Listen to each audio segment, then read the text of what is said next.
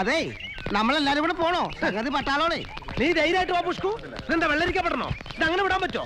ഇന്ന് സുഗുന പൊക്കി, നാളെ നമ്മളെ പൊക്കിൽ എന്താ ഉറപ്പ്? ഉമ്മാ. സുഗു, സുഖായിട്ട് പോണു.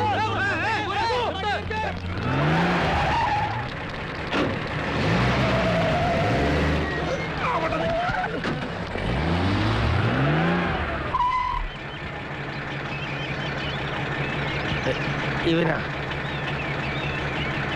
ഇവനാ ഇങ്ങോട്ട് പാടോ. ഞാനാ.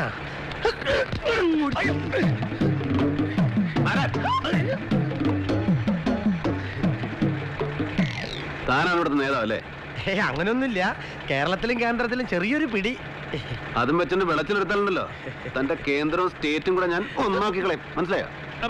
സാറ് പറഞ്ഞു കേട്ടില്ലേ? എല്ലാരും മാറുന്നേടാ. സാറ് പോയട്ടെ. എല്ലാരും പാവത്തന്മാരാണ്.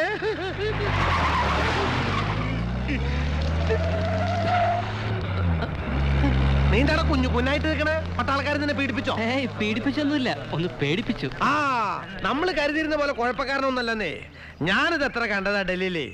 ഇന്ത്യ ഗേറ്റ് തൊട്ട് തോക്കും കുത്തിപ്പിടിച്ച് നിൽക്കുന്നത് മുഴുവൻ യുവമാരല്ലേ. എന്നാലും ഇത് എല്ലാവർക്കും ഒരു പാഠം. എന്നും ഇങ്ങനെ ജീവനോടെ തിരിച്ചു വരണമെന്നില്ല. ഓരോ ജീവൻ രക്ഷാ പോളിസി എടുത്താൽ അവരവരുടെ കുടുംബത്തിന് ഉപകരിക്കും. മയ്യത്തും കാര്യമില്ല ഓന്റെ ഒരു ബിരിയാണി കച്ചവടം. അതിന്റെ ഒരു പോളിസി.